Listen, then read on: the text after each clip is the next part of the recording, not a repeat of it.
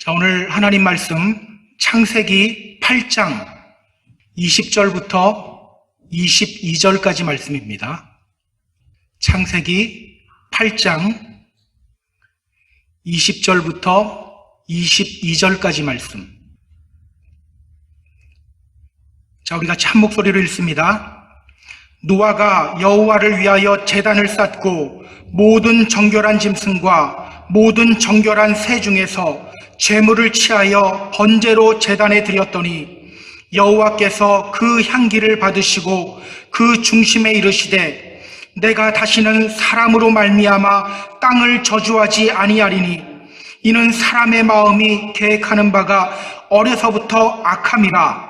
내가 전에 행한 것 같이 모든 생물을 다시 멸하지 아니하리니 땅이 있을 동안에는 심음과 거둠과 추위와 더위와 여름과 겨울과 낮과 밤이 쉬지 아니하리라. 아멘.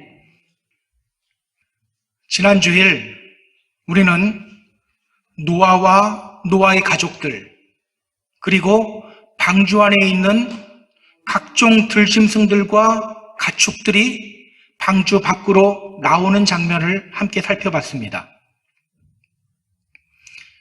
하나님은 노아와 방주에 있는 그의 가족들, 그리고 방주 안에 있는 동물들과 가축들을 기억하셨어요.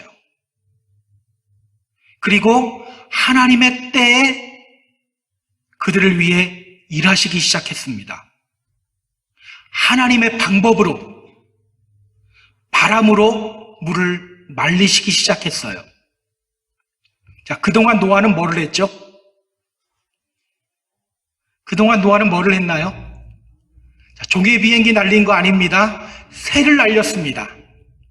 까마귀를 날리고 비둘기로 날리면서 하나님이 어떻게 일하시고 계시는지를 확인하기 시작했어요. 그 확인 작업을 통해 그는 물이 줄어들고 있다는 것을 깨닫게 됩니다. 결국 노아가 601세 되던 해 1월 1일 드디어 물이 완전히 땅에서 마릅니다. 그런데 이상하죠? 노아는 방주 밖으로 나가지 않아요. 분명 방주 뚜껑을 열고 물이 마른 것을 확인했어요. 우리 같으면 이게 주님의 뜻이거니 할렐루야 하면서 밖으로 나갔을 텐데 그는 어두컴컴한 방주 안에 그대로 머뭅니다. 그가 그렇게 하는 이유가 뭐죠? 그래도 이 방주 120년 동안 내 피땀을 들여서 만들었는데 이걸 어떻게 놓고 가? 이래서 안 나갔나요? 아니죠. 방주에서 나오라라는 하나님의 명령이 아직 떨어지지 않았기 때문이에요. 그러니까 노아는요, 마지막 순간까지 자기 마음대로 판단하거나 자기 뜻대로 행동하지 않은 거예요. 마지막 순간까지 하나님보다 더 앞서 나가지 않는 거예요. 마지막 순간까지 주님이 나에게 어떻게 말씀하시는가, 무슨 말씀을 하시는가, 그 주님의 명령에 귀를 기울이며 그 말씀에 순종한 겁니다. 그리고 하나님의 명령이 떨어졌고 그들은 방주 밖으로 나와요.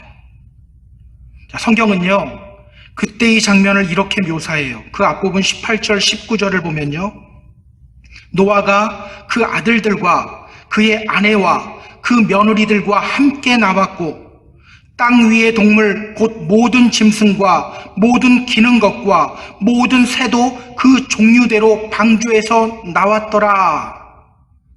자, 이렇게 노아와 노아의 가족들, 그리고 방주 안에 있는 모든 동물들이 다 방주 밖으로 나왔습니다. 앞으로 노아는 굉장히 바쁠 거예요. 빨리 새로운 땅에 적응해야 하죠. 빨리 지형을 익혀야 되고요. 집도 지어야 돼요. 땅을 일궈 밭도 갈아야 합니다.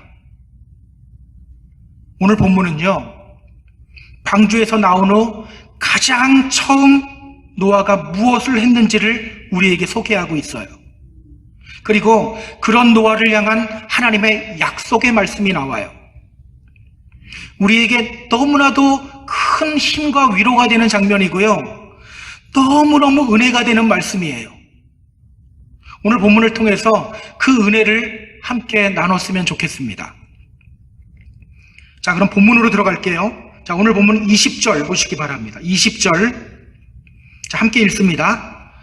노아가 여호와를 위하여 제단을 쌓고 모든 정결한 짐승과 모든 정결한 새 중에서 제물을 취하여 번제로 제단에 드렸더니, 드디어 노아가 방주 밖으로 나왔어요.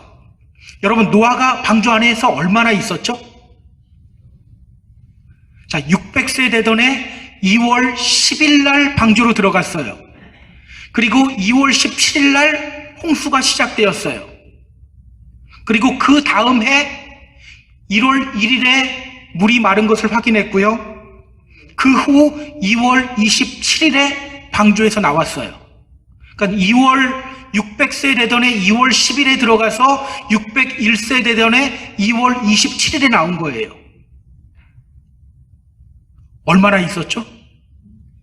1년하고도 17일 동안 그는 방주 안에서 생활한 거예요. 그랬던 그가 이제 방주 밖으로 나옵니다. 자, 그렇게 방주에서 나온 후에 노아가 가장 먼저 한 것이 뭐라고 성경이 말하죠? 제가 성경을 다시 한번 읽어볼게요. 노아가 여호와를 위하여 제단을 쌓고 모든 정결한 짐승과 모든 새 중에서 제물을 취하여 번제로 제단에 드렸더니, 오늘 그는 여호와 하나님을 향하여 제단을 쌓고 하나님을 향해 예배를 드려요. 하나님을 향해 예배를 드려요. 끝까지 순종하는 노아의 모습이 여기 또 나오죠. 여러분, 하나님이 정결한 짐승 7상, 부정한 짐승 2쌍씩 넣으라고 했잖아요. 왜 정결한 짐승을 더 넣게 했습니까? 예배용이잖아요. 예배. 노아는 마지막 방주에서 나오는 순간까지도 하나님의 뜻대로 예배하고 있어요. 자, 그런데요, 우리가 좀 주목해야 할 것이 있어요. 우리는 그냥 예배 드렸다, 여기에만 주목하는데, 오늘 우리가 주목해야 할 단어가 바로 번제라는 단어예요. 번제. 성경에 번제라는 단어가 가장 처음 등장하는 곳이 바로 여기에요. 노아가 여호와를 위하여 번제를 드렸다. 노아가 여호와를 위하여 번제를 드렸다. 우리가 이 번제라는 단어를 주목해야 하는 이유가 있어요. 여러분, 앞에서도 여호와 하나님을 향하여 예배하는 장면이 있었죠. 어떤 예배 장면들이 있었죠? 우리가 앞에서 살펴봤어요. 아벨이 여호와 하나님을 향해 예배하는 장면이 있었어요. 또 어떤 예배 장면이 있었죠? 셋의 자손들이 여호와 하나님을 향하여 예배드리는 장면이 또 있었어요. 자, 혹시 성경이 아벨이 드렸던 그 예배를 어떻게 묘사했는지 기억하세요? 자, 창세기 4장 4절 한번 확인해 보세요. 창세기 4장 4절. 아벨은 자기도 양의 첫 새끼와 그 기름으로 드렸더니, 자, 아벨의 예배를 어떻게 묘사하고 있어요? 제물을 하나님께 드리는 것으로 묘사하고 있어요. 제물을 하나님께 드렸다라고 말해요. 자, 셋의 자손들이 드리는 예배, 그 예배에 대해서는 또 어떻게 묘사를 했죠? 창세기 4장 26절 확인해 보세요. 셋도 아들을 낳고 그의 이름을 에노스라 하였으며 그때 사람들이 비로소 여호와의 이름을 불렀더라. 자, 셋의 자손들이 드린 예배에 대해서는 어떻게 묘사를 해요? 여호와의 이름을 불렀더라. 여호와의 이름을 부르는 것으로 묘사를 해요. 그러니까 지금까지 예배에 대해서는요, 제물을 드렸다, 여호와의 이름을 불렀다, 이렇게 묘사를 했어요. 자, 그런데 오늘 노아가 드리는 예배에 대해서 성경이 어떻게 묘사하는 거예요? 번제로 제단에 드렸더니, 번제를 드렸다고 말해요. 하나님을 향하여 제물을 드렸다라고 말하지 않아요. 여호와의 이름을 불렀다라고도 말하지 않아요. 분명히 이거 다 했을 거예요.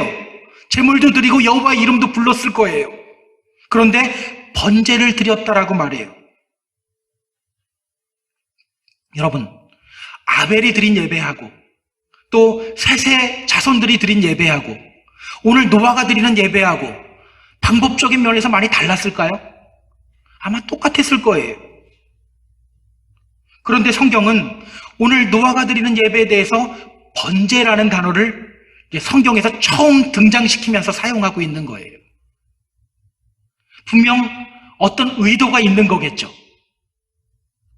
자, 그렇다면 여러분, 성경이 이것을 통해 우리에게 말하려고 하는 것이 뭘까요? 성경이 이것을 통해 우리에게 말하려고 하는 것. 왜 성경은 오늘 노아가 드리는 예배를 번제라고 표현을 할까요? 자, 이걸 알려면 번제가 어떤 예배인지를 알아야겠죠. 번제가 어떤 제사죠? 번제, 히브리어로요, 올라예요. 올라. 자, 우리도 번제를 피우면 연기가 어떻게 됩니까? 위로 올라가죠. 그래서 올라는 아니지만 발음이 비슷합니다. 이렇게 외우기가 쉬울 거예요. 올라예요. 히브리어로 올라. 이 말이 무슨 뜻이냐면 ascent, 올라감이라는 뜻이에요. 희생제물을 태운 연기가 어떻게 됩니까? 하늘로 쭉 올라가잖아요. 그런 예배가 바로 번제예요. 자, 그런데 우리가 이 번제에 대해서 좀 확인해야 할 곳이 있어요. 좀 귀찮더라도 성경을 좀 찾아봤으면 좋겠어요. 레위기 1장 4절 찾아보세요. 레위기 1장 4절. 창세기, 출애굽기 다음에 레위기입니다. 자, 여기에 보면요, 하나님이 이스라엘에게 번제 드릴 것을 명령하시는 장면이 나옵니다. 자, 레위기 1장 4절 같이 읽습니다. 그는 번제물의 머리에 안수할지니 그를 위하여 기쁘게 받으심이 되어 그를 위하여 속죄가 될 것이라. 그를 위하여 속죄가 될 것이라. 자, 번제를 드리는 목적이 뭐예요? 예, 그를 위하여 속죄가 될 것이다. 속죄예요. 속죄가 목적이에요. 자, 레위기 16장 23절, 24절도 한번 확인해 보세요. 레위기 16장 23절, 24절. 여기에 보면요, 속죄일을 앞두고 하나님이 대제사장인 아론에게 명령하시는 장면이 나와요. 자, 레위기 16장 23절, 24절 같이 읽습니다. 아론은 회막에 들어가서 지성소에 들어갈 때 입었던 세마포 옷을 벗어 거기 두고 거룩한 곳에서 물로 그의 몸을 씻고 자기 옷을 입고 나와서 자기의 번제와 백성의 번제를 드려 자기와 백성을 위하여 속죄하고. 자, 여러분, 아론이 자기의 번제와 백성의 번제를 드려야 하는 이유가 뭐예요? 자기와 백성을 위하여 속죄하고. 속죄, 여기서도 번제의 목적을 속죄라고 하죠. 그렇다면 여러분, 번제란 어떤 목적으로 드리는 제사예요? 예, 속죄. 속죄를 목적으로 드리는 제사예요. 그러니까 지금 성경은요, 오늘 방주에서 나온 노아의 예배를 지금 속죄의 예배로 묘사하고 있는 거예요. 속죄의 예배. 우리는 생각해요. 야, 1년 넘는 시간 동안 방주에 있다가 나왔으니 얼마나 기뻤을까? 얼마나 설레었을까? 우리는 이렇게 방주를 통해 구원받은 그 기쁨과 감격, 여기에만 초점을 맞춰요. 그런데 성경은 지금 어떤 모습을 우리에게 소개하고 있는 거예요? 노아가 자신의 죄를 돌아보며 회개하고 속죄하는 이 모습을 지금 우리에게 소개하고 있는 거예요. 쉽게 말하면 오늘 성경은요, 노아가 누리는 구원의 기쁨과 감격, 여기에 초점을 맞추기보다는 자신의 죄를 인식하며 회개하는 노아의 모습에 지금 더 초점을 맞추고 있는 거예요. 이해 가십니까? 이해 가세요? 우리는 노아가 나오는 장면을 보면서 야, 노아 얼마나 기뻤을까 그러는데 지금 성경은 다른 부분에 초점 맞추고 있는 거예요. 노아가 지금 속죄의 예배를 드렸다. 여기에 지금 초점을 맞추고 있는 거예요. 그렇다면 여러분, 성경이 오늘 노아가 방주에서 나온 후 번제드렸다라고 말하는 이유가 뭐예요? 구원의 감격과 기쁨에 초점 맞추기보다는 노아가 드리는 속죄의 예배에 초점을 맞추는 이 이유가 뭘까요? 기억하세요. 이것이 바로 믿음의 길을 걸어가는 우리의 자세가 되어야 합니다. 이것이 바로 믿음의 길을 걸어가는 우리의 자세가 되어야 돼요. 구원의 감격과 기쁨 속에서 살아가는 것 정말 중요하죠. 그런데 그것과 동시에 또 중요한 것이 있어요. 자신의 죄를 돌아보며 회개하는 자세로 믿음의 길 걸어가는 것, 이게 정말 중요해요. 문제는요, 구원의 기쁨과 감격 속에서만 살아가려고 하는 사람들이 있기 때문이에요. 자신의 짓는 죄들을 돌아보지 않고 그냥 기쁨과 감격 속에서만 살아가요. 여러분 한번 생각해 보세요. 방주에서 나올 때 노아의 심정이 어땠을까요? 방주에서 나올 때 노아의 심정 어땠을까요? 당연히 기쁘고 설레이는 마음이 있었을 겁니다. 아마 감옥에서 출소하는 기분이었을 거예요. 1년 넘게 땅을 밟지 못했는데 드디어 땅을 밟아요. 얼마나 기쁘고 마음이 설레었을까요? 그런데 여러분, 노아에게 그런 기쁨과 설레임만 있었을까요? 불안과 두려움은 없었을까요? 몇 년 전 한국에서 지진이 있었었죠. 경주에서도 있었고 포항에서도 있었어요. 땅이 크게 흔들리고 또 건물 벽이 갈라지고 또 건물 천정이 막 무너져 내려앉기도 했어요. 그런데 그 지진 이후에 사람들에게 나타난 현상이 있어요. 진동이 없는데도 사람들이 말해요. 자꾸 땅이 흔들리는 것 같아요. 자꾸 건물이 흔들리는 것 같아요. 불안감에 잠을 이루지 못하는 사람들이 많이 생겨났어요. 막 작은 소리에도 깜짝깜짝 놀라고 밤에 잠만 자면 이제 악몽을 꾸는 그런 사람들이 많아졌어요. 여러분, 이런 현상을 외상 후 스트레스 장애라고 합니다. 외상 후 스트레스 장애. 전쟁이나 또 큰 자연재해나 또 교통사고 같은 충격적인 일을 겪은 사람들에게 나타나는 불안한 현상이에요. 이제 거기에 없는데도 괜히 불안한 거예요. 특히 전쟁터에서 옆 전우가 죽는 것을 본 사람들에게 이 증세가 많이 나타나요. 여러분, 지금까지 노아가 겪은 게 뭐예요? 그냥 자연재해가 아니잖아요. 창조 질서가 완전히 무너져버린 대혼란을 경험했어요. 핵폭탄이 터지는 것보다 더 큰 전쟁을 경험했어요. 그가 알던 모든 사람들, 가족 외에 알던 모든 사람들 다 어떻게 됐습니까? 다 죽어나갔어요.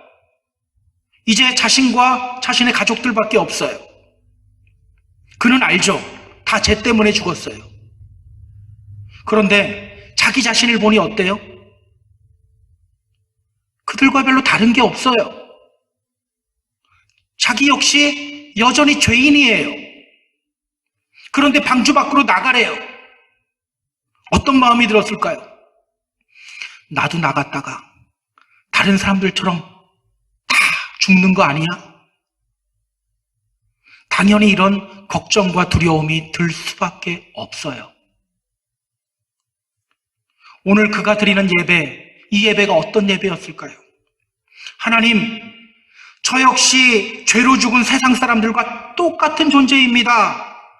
똑같은 죄인입니다. 저의 죄를 용서해 주세요.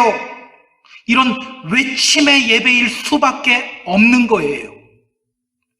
때문에 성경은 노아가 번제를 드렸다고 말하는 겁니다. 기쁨과 감격으로 감사의 예배를 드렸다, 제물을 드렸다, 여호와의 이름을 불렀다. 물론 이것들이 다 포함되어 있을 거예요. 하지만 성경은 이렇게 표현하지 않고 번제를 드렸다, 속죄의 예배를 드렸다라고 표현하고 있는 거예요. 방주에서 나오는 노아의 그 기쁨과 그 감격, 여기에만 초점을 맞추는 우리들에게 번제를 드리며 회개하는 노아의 모습을 우리에게 이 모습을 주목해야 돼 라고 말하고 있는 겁니다. 여러분, 그렇다면 번제란 또 어떤 목적이 있을까요? 번제는 또 어떤 제사일까? 창세기 22장을 보면요, 아주 유명한 장면이 나와요. 찾지 않아도 됩니다. 여러분들 다 아는 장면이에요. 하나님이 아브라함에게 이렇게 명령하시죠. 내 아들, 내 사랑하는 독자 이삭을 데리고 모리아 땅으로 가서 내가 내게 알려준 한 산, 거기서 그를 번제로 드려라. 여기서도 번제가 나와요.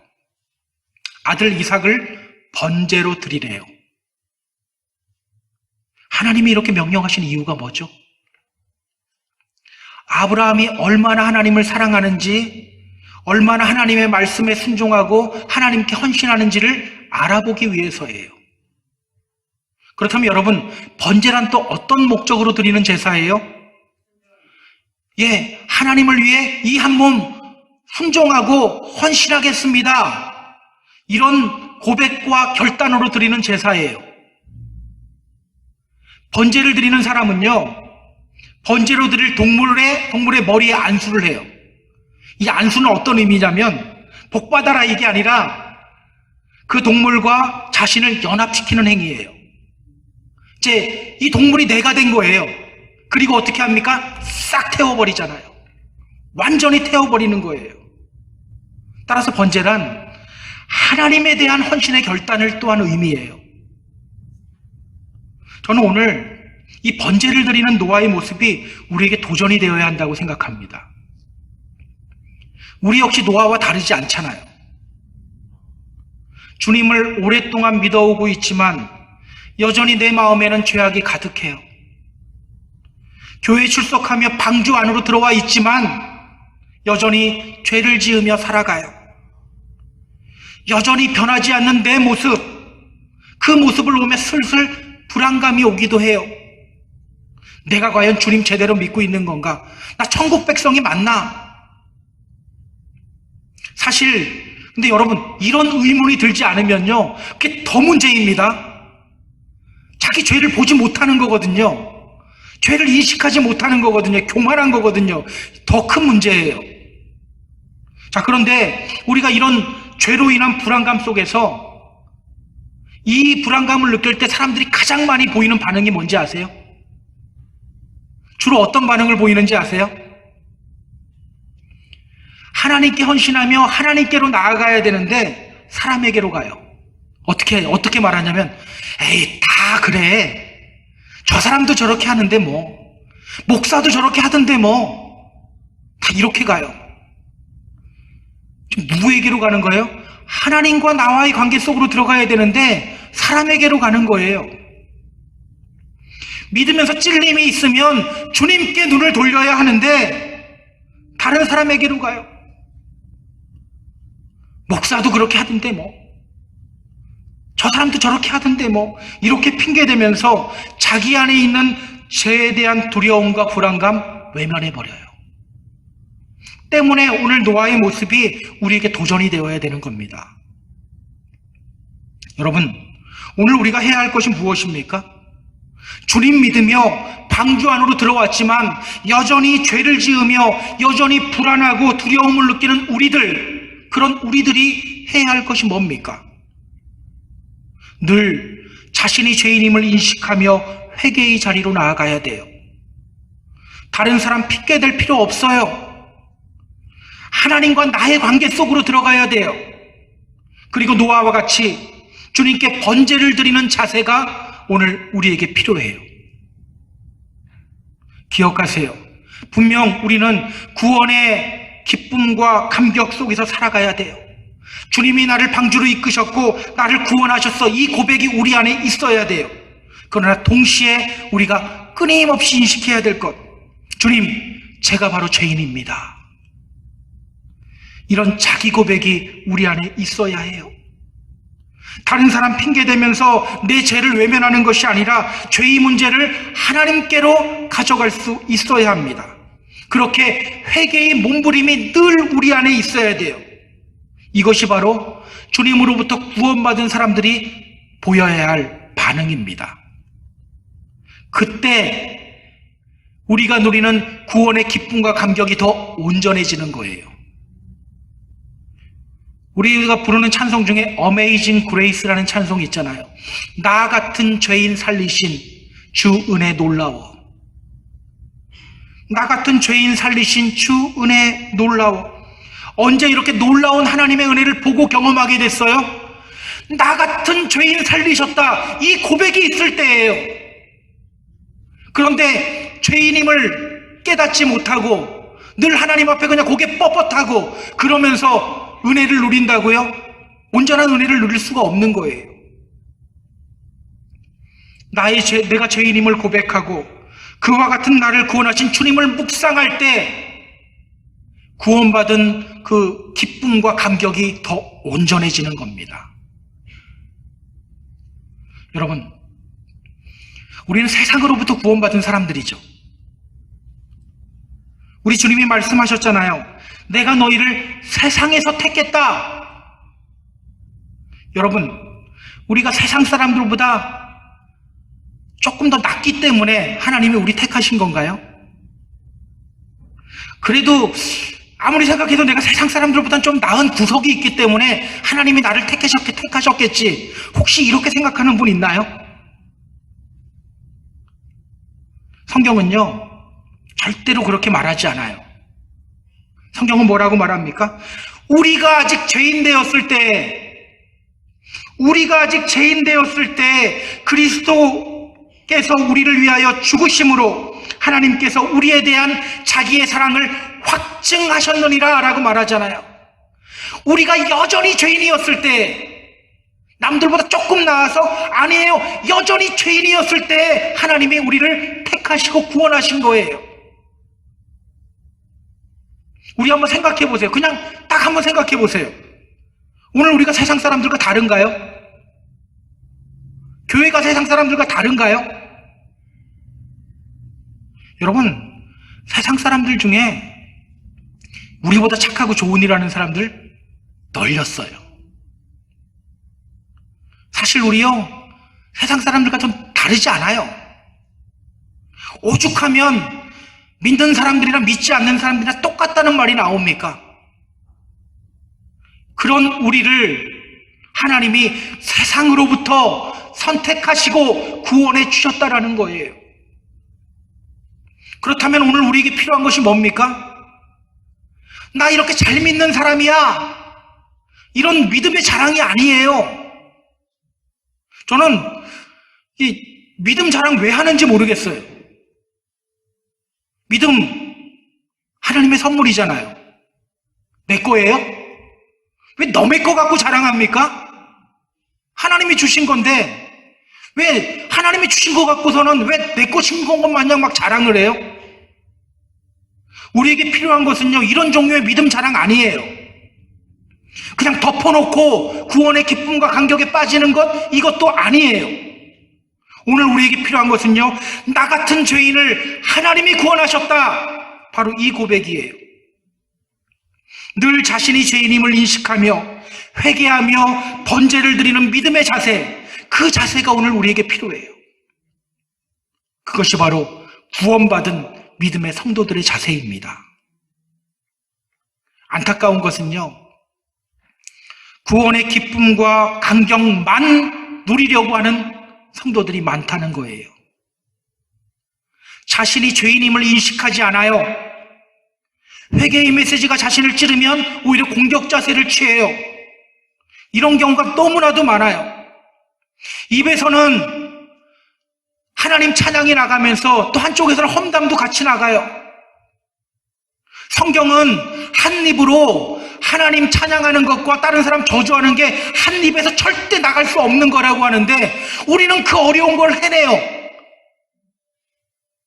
그 어려운 걸 우리는 해내잖아요. 똑바로 볼 수 있어야 돼요. 주님의 이름으로 부탁드립니다. 구원받은 믿음의 성도로서의 올바른 반응을 보이는 저와 여러분이 되었으면 좋겠어요. 구원의 기쁨과 감격을 경험한 사람들은요, 늘 회개하며 번제드리는 자세로 나아갑니다. 이 사실을 늘 기억하고 번제를 드리는 자세, 이 자세로 믿음 생활하는 저와 여러분 다 되기를 주님의 이름으로 부탁드립니다. 자, 그럼 노아가 이렇게 번제를 드리자 하나님이 어떻게 반응하시는지 우리가 좀 확인해 보도록 하겠습니다. 21절입니다. 21절 같이 읽습니다.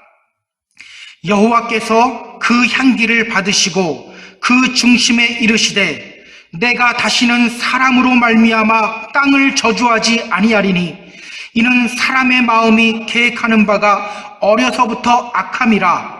내가 전에 행한 것 같이 모든 생물을 다시 멸하지 아니하리니. 자, 하나님이 노아의 번제에 대해서 어떻게 반응하셔요?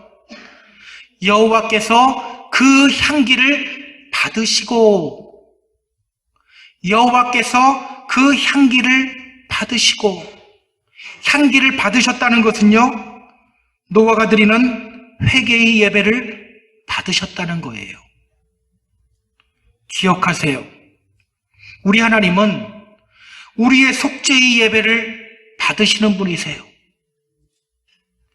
어떤 죄인이라도 과거에 어떤 죄를 지었더라도 회개하며 주님께로 올 때 우리 주님은 그 사람 절대로 외면하지 않습니다. 여호와께서 말씀하시되 오라 우리가 서로 변론하자. 너희의 죄가 주홍 같을지라도 눈과 같이 희어질 것이요 진홍같이 붉을지라도 양털같이 희게 되리라. 이것이 바로 우리 하나님의 마음이에요.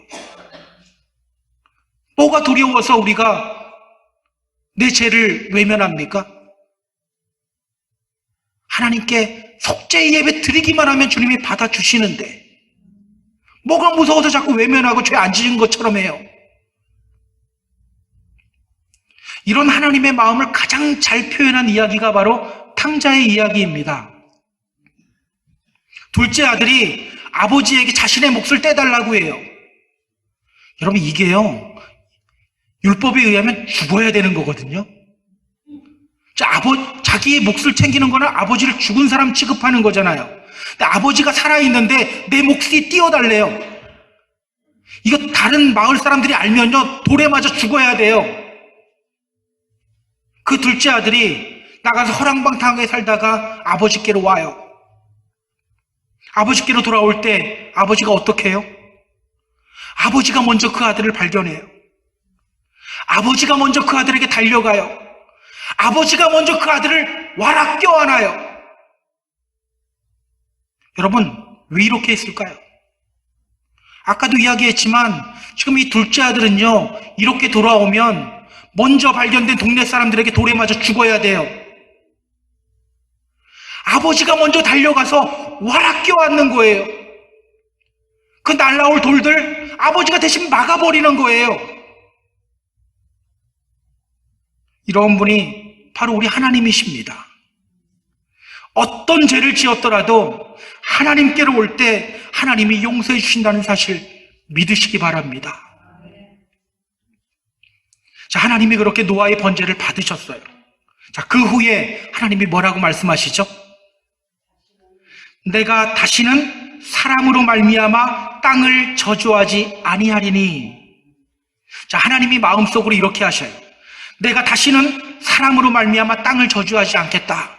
노아가 드리는 예배가 기특해서였을까요? 아니에요. 그 이유에 대해서 이렇게 말씀하셔요. 이는 사람의 마음이 계획하는 바가 어려서부터 악함이라. 야, 노아, 너가 그렇게 예배 드리니까 내가 감동을 해서 앞으로는 안 할게. 이게 아닙니다.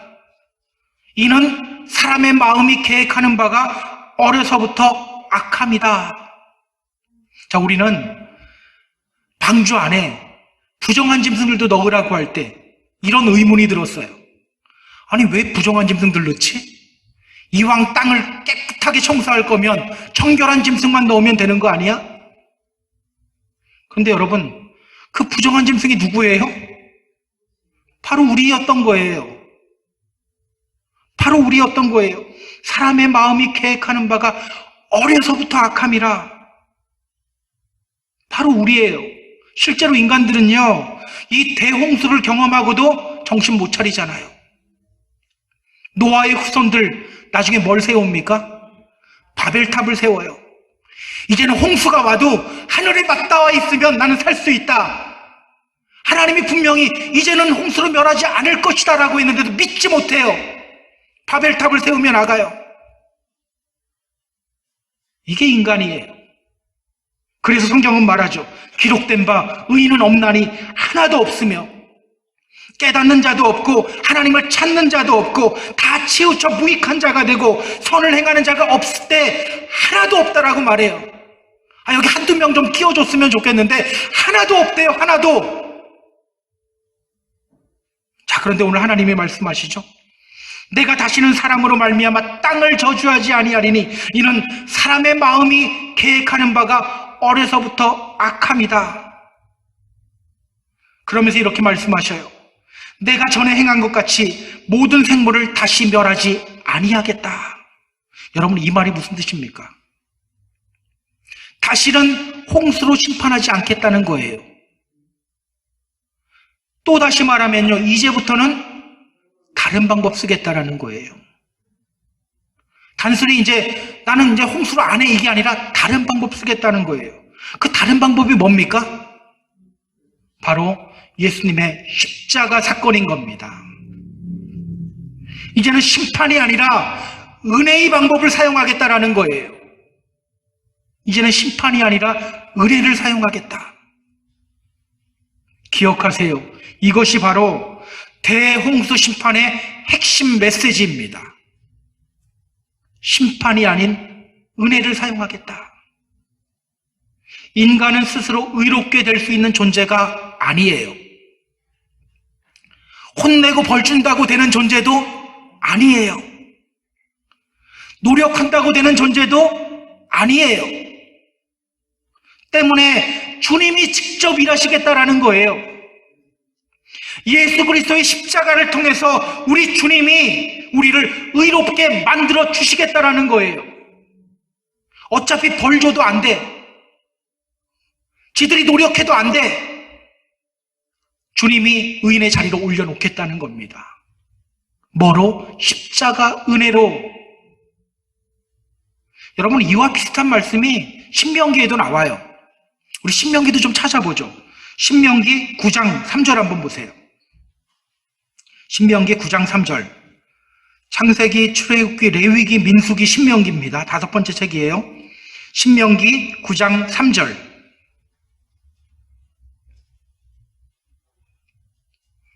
자, 같이 읽습니다. 오늘 너는 알라, 내 하나님 여호와께서 맹렬한 불과 같이 내 앞에 나아가신즉 여호와께서 그들을 멸하사 내 앞에 엎드러지게 하시리니 여호와께서 내게 말씀하신 것 같이 너는 그들을 쫓아내며 속히 멸할 것이라. 자, 이스라엘 자손들이 이제 가나안 땅 앞에 섰어요. 자, 노아는 1년 조금 넘게 있다가 나오는데 이들은 40년을 지금 기다렸어요. 40년을 기다렸다가 이제 눈앞에 가나안 땅이 있어요. 그런데 그런 그들에게 기쁨만 있습니까? 두려움이 함께 있어요. 어떻게 이 땅을 정복하지? 내 피림의 후손들인 아낙 자손들, 저 거인들을 우리가 어떻게 정복하지? 그런데 그때 주님이 뭐라고 하십니까? 잘 한번 노력해봐 라고 하나요? 아니죠. 내가 한다라고 하는 거예요. 내가 한다. 너희가 하는 것 아니다. 내가 한다. 내가 그들을 멸할 것이고 내가 그들을 엎드리게 해서 너희 팔 앞에 엎드리게 할 것이다. 주님이 하신다라고 말씀하시잖아요. 주님이 하신다라고 말씀하시는 이유가 뭐예요? 바로 다음 절에 나옵니다. 신명기 9장 4절 보세요. 내 하나님 여호와께서 그들을 내 앞에서 쫓아내신 후에 내가 심중에 이르기를 내 공의로움으로 말미암아 여호와께서 나를 이 땅으로 인도하여 들여서 그것을 차지하게 하셨다 하지 말라. 이 민족들이 악함으로 말미암아 여호와께서 그들을 내 앞에서 쫓아내심이니라. 자, 주님이 직접 일하신 이유가 뭐예요? 야, 내가 의로워서, 내가 하나님 잘 믿어서 하나님이 나 이렇게 도와준 거야. 이 말 하지 못하게 하기 위해서라는 거예요. 이 말 하지 못하게 하기 위해서래요. 내가 한 것처럼 꾸미지 못하게 하기 위해서래요. 주님이 하셨다라는 것, 이거 드러나기 위해서라는 거예요. 내가 의로웠기 때문에 주님이 나 도와주신 거야. 우리 이 말 얼마나 많이 합니까? 근데 우리 하나님은 이 말 하지 않기를 원해요. 다 누가 했다? 주님이 하셨습니다. 주님이 하셨습니다. 주님이 나에게 이런 마음을 주셔서 내가 했습니다가 아니죠. 다 주님이 하셨습니다예요. 주님이 하셨습니다. 때문에 여러분, 믿음 생활이라는 것은요, 내가 얼마나 하나님 앞에 의로운 사람인지를 증명하는 삶이 아니에요. 조금만 노력하면 괜찮은 사람이 될 수 있다는 생각, 그 자체가 이미 불신앙이에요. 믿음 생활이란 부족하고 연약한 나를 통해서 주님이 일하신다는 것을 믿고 하나님이 나를 위해 어떻게 일하시고 계시는지를 확인하는 삶, 이게 믿음 생활이에요. 지난주에 노아가 그걸 한 거예요. 그거를 까마귀 날리면서 하나님이 일하시는 걸 확인한 거예요. 왜 우리가 믿음 생활하다 지칩니까? 많은 분들이 말해요. 너무 지쳤어요. 좀 쉬고 싶어요. 왜 지치고 쉬고 싶습니까? 우리 숨 쉬는 거 지친다고 이야기하지 않잖아요. 오늘 숨을 너무 많이 쉬어갖고 좀 지치네. 이러지 않잖아요. 근데 왜 우리가 하나님과의 호흡은 왜 이렇게 지친다 그러고 왜 자꾸 쉬고 싶다고 말합니까? 내 힘이 들어갔기 때문이잖아요. 지치고 힘들면 여러분 회개해야 돼요. 내 힘이 들어가 있구나. 지금 내가 하고 있었구나. 데살로니가전서 5장 24절은 말합니다. 너희를 부르시는 이는 미쁘시니 그가 또한 이루시리라. 너희를 부르시는 이는 미쁘시니 그가 또한 이루시리라. 기억하세요. 주님이 우리를 선택하셨고 주님이 우리를 부르셨고 신실하신 주님이 우리의 구원을 이루십니다. 내가 나 볼 때는 이건 도저히 아닌 것 같아요. 그래도 주님은요, 우리 붙잡고 가시면서 이루셔요. 나는 자꾸 다른 데로 가려고 해도 안 되면 머리 끄댕이라도 잡고 나를 의인의 자리로 만들어 가셔요. 우리가 해야 할 것 간단해요. 주님의 일하심을 경험하면서 포도나무 줄기에 가지가 붙어 있듯이 그냥 붙어 있으면 돼요.